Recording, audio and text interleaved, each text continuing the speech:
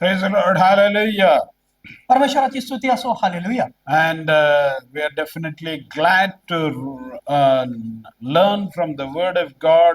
And definitely you are blessed by the messages which you are hearing. आणि परमेश्वराच्या सानिध्यामध्ये आम्ही आहोत म्हणून त्याचा धन्यवाद असो. आणि या वचनांद्वारे आपण आशीर्वादित होत आहात त्याबद्दल परमेश्वराचा विशेष धन्यवाद असो. We have been meditating on fasting, how to be a real fasting we have to be doing.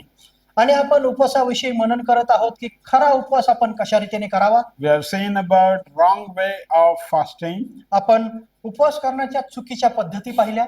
And then we are seeing about right way of fasting. आणि आपण उपवास करण्याच्या योग्य पद्धतीही पाहिल्या. And now finally we will see what are the way of excellent benefits of fasting.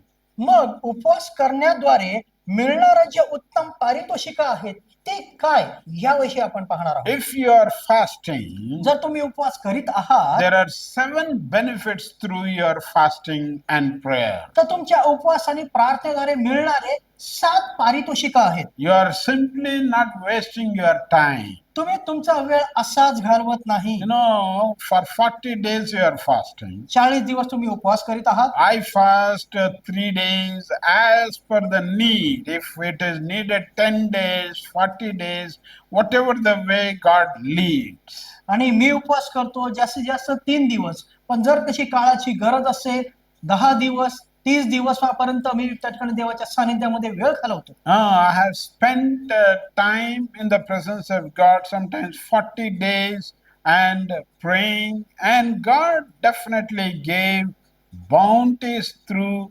reaping benefits for His glory. कधी कधी 40 दिवसापर्यंत देवाच्या सानिध्यामध्ये मी उपवास करीतो आणि त्याच्याद्वारे परमेश्वरापासून मिळणारे अधिक गोष्टी आणि मुक्ततेद्वारे मिळणाऱ्या गोष्टी माझ्या जीवनामध्ये मी अनुभवतो. I have seen total deliverance in my own life. माझ्या स्वतःच्या जीवनामध्ये पूर्ण रीतीची सुटका मी पाहिलेली आहे. I have seen deliverance in the ministerial life. माझ्या सेवेमध्ये ती सुटका मी पाहिलेली आहे. I have seen total deliverance in our family life. आमच्या कौटुंबिक जीवनामध्ये ती सुटका मी पाहिलेली आहे. I have seen how God intervenes when we are in a special need. जेव्हा विशेष गरजांमध्ये आम्ही असतो तर परमेश्वर कशा त्या पूर्ण करतो. Beloved, what are the benefits of fasting? मग प्रियांनो, उपवास प्रार्थना करण्याचे नेमके पारितोषिक काय. First benefit, पहिलं पारितोषिक, fasting keeps the believer in the presence of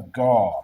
उपवास विश्वासणाऱ्याला देवाच्या सानिध्यामध्ये ठेवते. Nobody may be there around you. एखाद वेळेला तुमच्या आजूबाजूला कोणीही नसेल. But if you are spending in fasting, पण जर तुम्ही उपवासामध्ये प्रार्थना वेळ घालवत आहात definitely the presence of God is right there. तर निश्चित परमेश्वराची उपस्थिती त्या ठिकाणी आहे. Why? Because we are seeking God's presence and a very special purpose, and then He is definitely looking at it. का? कारण एक विशेष उद्देश आपण देवाच्या सानिध्यामध्ये उपवास आणि प्रार्थना करून आपण घालवत असतो आणि त्या विषयीचं एक विशेष कारणही असतं. For example, Daniel fasted and prayed. उदाहरणार्थ दानिएलाने उपवास आणि प्रार्थना केली. In 9th chapter of Daniel, आणि दानिएलच्या 9व्या अध्यायामध्ये आपण ते पाहतो. he extended it to 21 days of fasting and praying. आणि पुढे जाऊन ते उपवास त्याने 21 दिवसापर्यंत वाढवलेले आहे. Yes, sometimes according to the need we have to extend, and without knowing yourself you need to extend, you will extend. आणि कधी कधी काळाची गरज म्हणून आपल्याला तो काळ अधिक वाढवावा लागतो. And definitely you will see greater results as you spend more. आणि जेव्हा अधिक काळ तुम्ही त्याच्या सानिध्यामध्ये घालवता तेव्हा त्याचे मिळणारे पारितोषिकही अधिक प्रमाणात असतात.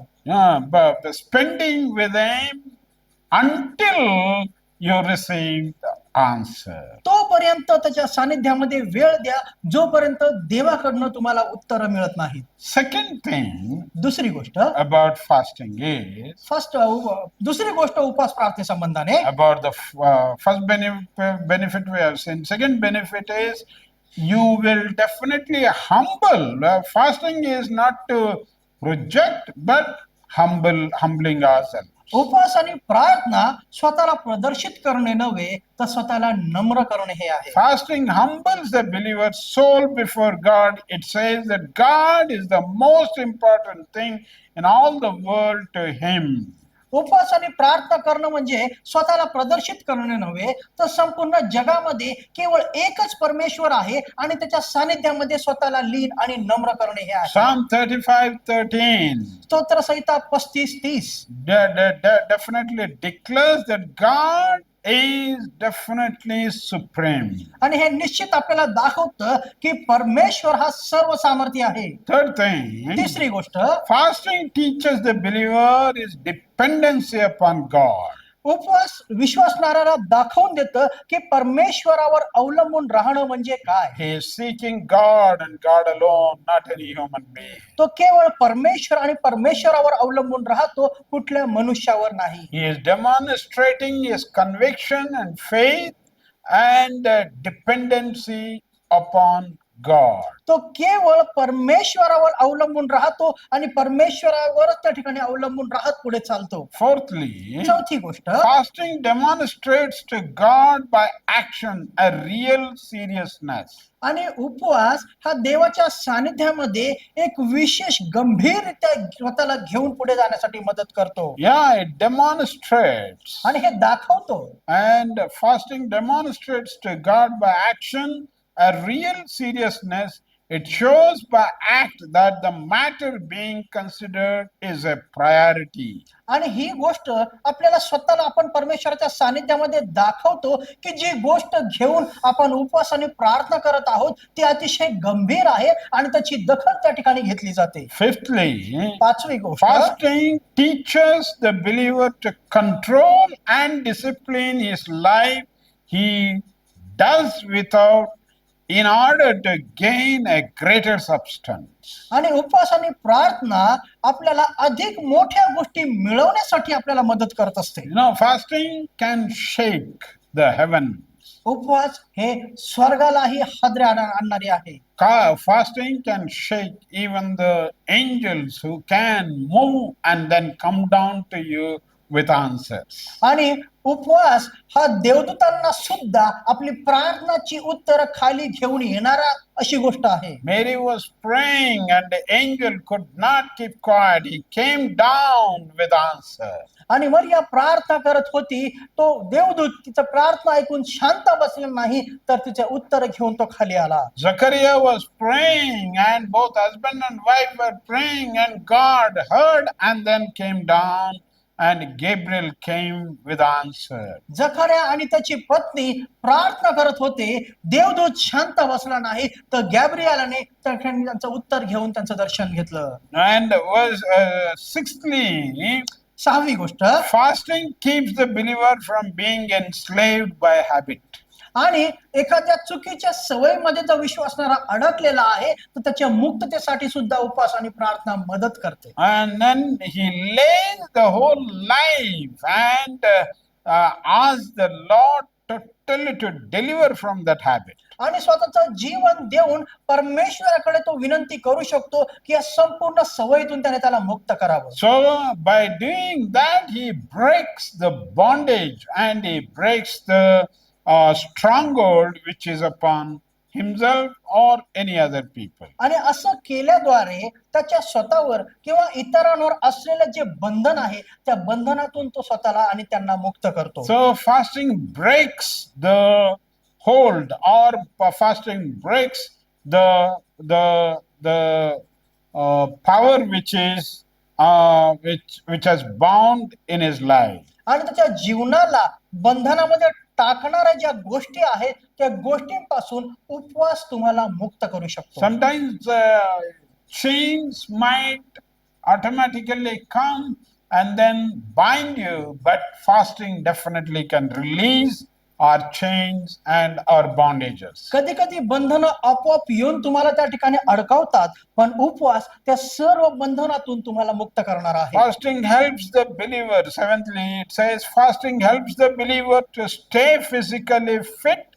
It helps keep him from becoming overweight and soft. आणि सातवी गोष्ट आपण पाहतो की उपवास हे विश्वासणाऱ्याला किंवा उपवास करणाऱ्याला नेहमी तत्पर ठेवतात, लठ्ठ होण्यापासून ते त्याला वाचवतात. You know, in Dake's Bible it is written, आणि डेक्स बायबल मध्ये अशा रीतीने म्हटलेलं आहे, fasting prayer is a cure for your unbelief, उपवास आणि प्रार्थना तुमच्या अविश्वासाठ्याचा एक उपचार आहे. and fasting every weekly once, is a good exercise for your body. आणि आठवड्यातून एकदा उपवास करणे हे तुमच्या शरीरासाठीही चांगलं आहे. Yes, we need to be fit both bodily and then spiritually, beloved. आणि प्रियांनो, म्हणून आपण आध्यात्मिकरित्या आणि शारीरिकरित्या सुद्धा सक्षम असणं गरजेचं You आहे. will definitely see breakthrough in your spiritual life and bodily also. आणि तुमच्या आध्यात्मिक जीवनात आणि तुमच्या शारीरिक जीवनामध्ये एक बदल निश्चित तुम्ही पाहाल. Whoever you may be, you will be benefited, you will be blessed, and you will be transformed in your life by fasting and prayer. मग तुम्ही कोणीही असाल, तुमच्या जीवनामध्ये तुम्ही तो उपवास आणि प्रार्थनेद्वारे मिळणारे आशीर्वाद, उपवास आणि प्रार्थनेद्वारे मिळणारे पारितोषिक निश्चित घडलेली आणि उतरलेली तुम्ही पाहाल. Spend with Him more and more, देवाच्या सानिध्यात अधिकाधिक वेळ द्या and God's name will be glorified. आणि परमेश्वराच्या नावाचं गौरव करा. Your life will be totally transformed. तुमचं जीवन निश्चित बदलून जाईल. Pray for your family. तुमच्या कुटुंबासाठी प्रार्थना करा. Pray for the members of each family. प्रत्येक कुटुंबातील सदस्यासाठी प्रार्थना करा. Don't allow any member of the family to go away from the standard of God and go to the worldly desires. कुटुंबातल्या कुठलाही व्यक्ती परमेश्वराच्या सानिध्यातून सुटून जगिक मोहपाशात अडकू नये यासाठी प्रार्थना करा. You will see a definite victory through your life and through your family, and you will see your life becoming and family becoming a great blessing for the whole world.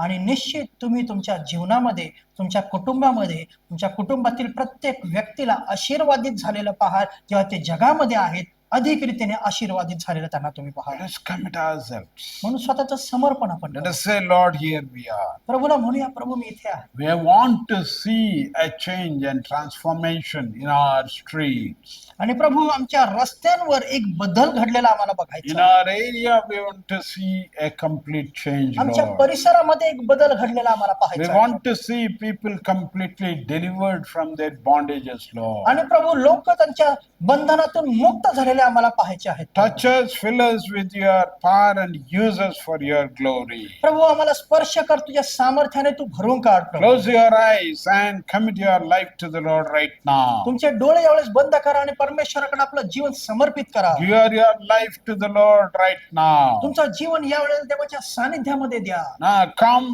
as you are in whatever the situation you may be. आज काही कुठल्याही परिस्थितीमध्ये तुम्ही असाल, देवाच्या सानिध्यामध्ये या. You will see God's great thing happening in your life. तुमच्या जीवनामध्ये परमेश्वराच्या महान गोष्टी घडताना तुम्ही पहा. Let's close our eyes. आपले डोळे आपण बंद करूया. Let's pray right now. यावेळेस प्रार्थना आपण करूया. Father, we thank you for this day. प्रभू, आजच्या दिवसाबद्दल आम्ही तुझे आभार Thank you मानतो. for the 7 benefits which you have told us from your word, O Lord. तुझ्या वचनातनं हे 7 महत्वाच्या गोष्टी तू आम्हाला दाखवल्या आहेस, त्याबद्दल तुझे आभार मानतो. Touch everyone who is hearing right now. यावेळेस ऐकणाऱ्या त्या प्रत्येकाला तू आशीर्वादित They कर. may be struggling. In the name of Jesus, give complete deliverance, O आणि Father. प्रभू, त्याच्या अडखळणामध्ये परमेश्वर बाप्पा पूर्ण रीतीची सुटका तू त्यांना दे. Let there be deliverance from any stronghold which they have in their families, O Lord. त्यांच्या कुटुंबामध्ये परमेश्वर बाप्पा प्रभुत्व करणाऱ्या त्या प्रत्येक गोष्टींसाठी आम्ही प्रार्थना Let करतो. every family be shining for your glory and being used mightily for your glory, Lord. प्रत्येक कुटुंब तुझ्या गौरवासाठी चमकणारं कुटुंब असं तू कर. We bind all the hindrances. We break every bondage in Jesus' name. ख्रिस्त येशूच्या नावाने परमेश्वर बाप्पा प्रत्येक बंधन आम्ही मोकळे करून टाकत आहोत. Glorify your name in and through their lives. तुझ्या नावाचा गौरव त्यांच्या जीवनातून आणि त्यांच्या जीवनाद्वारे तू पूर्ण कर. In Jesus' name we offer this prayer, our Father. ख्रिस्त येशूच्या द्वारे प्रार्थना पित्या तुला सादर करतो, म्हणून तू स्वीकार कर देवा. Amen. आमेन. Amen. आमेन.